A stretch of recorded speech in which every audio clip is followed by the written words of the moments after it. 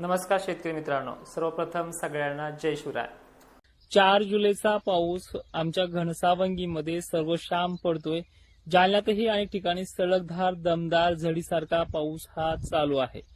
पण आता खान्देशचं जे काही पाऊस घेण्याचं प्रकरण चालू आहे त्यामध्ये 40 गावच्या तापीचं बरंच पाणी वाढलेलं आहे। तुम्ही न्यूजच्या माध्यमातून पाहिलं। येत्या 36 तासाच्या आतमध्ये खान्देशमध्ये सर्व दूर पावसाची नोंद पूर्ण होईल। 36 तासही लागणार नाहीत। उद्याच्या 5 जुलैपर्यंत एकही गाव सुटणार नाही। 6 जुलैला मला मेसेज करायचा सगळ्यांनी। विषय आता बीडच्या काही भागातले मला फोन आलेत की तिथे दमदार पावसाला सुरुवात झाली आहे।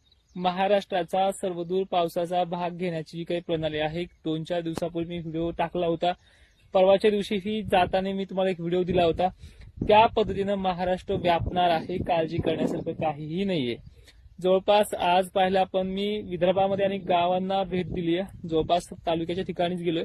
पण असे काही गावखेडे आहेत तिथे वापसा नाही, पेरणीचं सुद्धा तिथे नियोजन बसत नाही अजून सुद्धा। तर ते भागांनी कमेंट देखील करायची, कारण की इतरांनाही माहित होईल माझ्या सांगण्यापेक्षा। ठीक आहे। दुसरी महत्वाची गोष्ट अशी आहे की जवळपास आता जो काही लातूर आहे, सांगली आहे, सोलापूर आहे, बीड जिल्हा आहे आणि परभणी आहे, या भागांमध्ये काही 10-5च गावं अशी आहेत की तिथे पेरण्या थांबलेल्या आहेत कमी ओलीमुळे। त्या देखील उद्याच्या 5 जुलैच्या पावसाचा जो काही शेड्यूल असणार आहे त्यानुसारच त्या पेरण्या पार पडतील। त्या उघाडीनंतर 7 जुलैच्या नंतर थोडी उघाड मिळणार आहे, ती सुद्धा थोड्याच प्रमाणात आहे। ढगाळलेलं वातावरण आणि वातावरणामध्ये हलके शितुडे बारीक सारीक पाऊस हा सुद्धा पिकांना बाधककारक ठरणार आहे। ज्यांच्या पेरण्या झाल्या पीक वर उगून आले चांगलं आहे, जसं की माझ्यासारखं तुम्ही पाहताय अशा पिकांना मोवा पडणार आहे ह्या वर्षी। कारण की 14 आणि 15 जुलैला सुद्धा एक मोठं लो प्रेशर बनणार आहे, त्याच्यामध्ये सुद्धा 5-6 दिवस असा झडीचाच पाऊस असणार आहे। संपूर्ण जुलै हा 4-4 दिवसाच्या 6-6 दिवसाच्या गॅप नंतर हे झडीचं सत्र चालू असणार आहे आणि विहिरीचा पाण्याचा प्रश्न जो आहे तो जुलै महिन्याच्या अखेरीस मिटण्याची शक्यता आहे। काही भागांमध्ये तो आताच मिटलेला आहे, जो विदर्भाचा आहे, काही खानदेशमध्ये तुरळक भाग आहेत असे भाग। आणि विशेषतः ही माहिती तुम्ही इतरही शेतकऱ्यांपर्यंत पोहोचण्याचं काम करा। 2 वर्षापासून या चॅनलवरती काम करतोय, तर ह्या चॅनलचे 100K सबस्क्रायबर पूर्ण करण्याचे मी आज वैयक्तिक तुम्हाला बोलतो आहे, ते आपल्याला करायचे आहेत। आता थोडक्यामध्ये आपण जिल्ह्यानुसार पाहूयात पुढील कंडिशन काय असणार आहे। आज 4 जुलै आहे, अनेक ठिकाणी झडीचं स्वरूप आहे।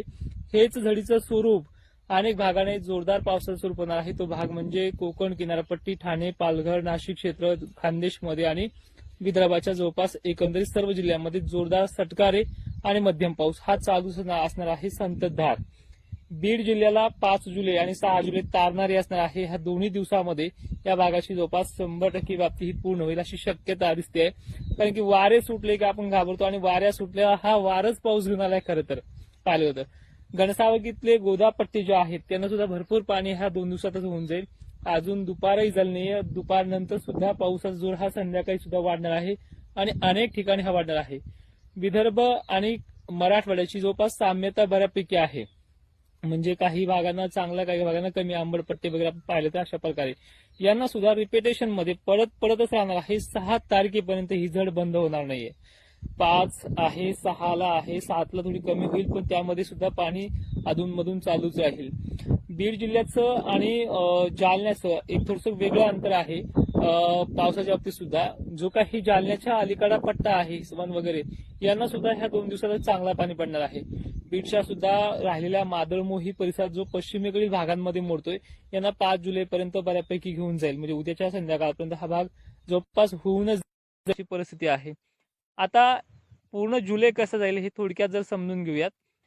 खान्देशचं तुम्हाला समजलं की आता 24 तासात तो पूर्ण होऊन जाईल 5 जुलैपर्यंत। पण जे काही पश्चिम महाराष्ट्र आहे, पंढरपूर परिसर, अहिल्यानगर परिसर, नाशिक क्षेत्र, त्याचबरोबर काही तुळजापूर एरिया असतील, सांगली सोलापूर असतील, कोल्हापूरच्या बऱ्याच मोठा पाऊस चालू आहे, काही ठिकाणी कमी आहे। पण हे 2-3 दिवस पाण्याच्या बाबतीत चांगले आहेत। ह्या दमदार पाण्यावरतीच यांची जी काही कोरड आहे जमिनीची ती पूर्ण भागेल अशी शक्यता दिसते मॉडेलनुसार सुद्धा। आणि येणाऱ्या काळ सुद्धा ह्या 2-3 दिवसामध्ये हे पूर्ण भाग व्यापले जातील आणि अशाच आपला अंदाज सुद्धा होता। जवळपास महाराष्ट्राचे एकंदरीत जर चित्र आपण पाहिलं तर भवितव्य पुढचं सुद्धा जर पाहिलं आपण परतीच्या पावसापर्यंत दुष्काळी कुठलेच लक्षण दिसत नाही। गेल्या वर्षीच्या तुलनेत 10% पाऊस कमी आहे, तो आपल्या 5 मार्च रिपोर्टमध्ये सांगितलाय। पण पाण्याचा प्रश्न मिटवणारं हे साल असेल, हिवाळा भरणं पूर्ण होईल असं हे साल आहे. अजून ज्यांना असं आमच्या गावासारखं जर जेमतेमच पाऊस पडतो आहे किंवा चांगलं पेरून दिलंय अशा भागानेही भविष्यामध्ये टेन्शन घ्यायचं काही काम नाही. पावसापुढे सुद्धा चांगले आहेत. पण माहिती शेवटपर्यंत पाहणाऱ्या शेतकऱ्यांचे धन्यवाद आणि ही माहिती सर्व शेतकऱ्यांना पाठवण्याचा प्रयत्न करा. जय शिवराय.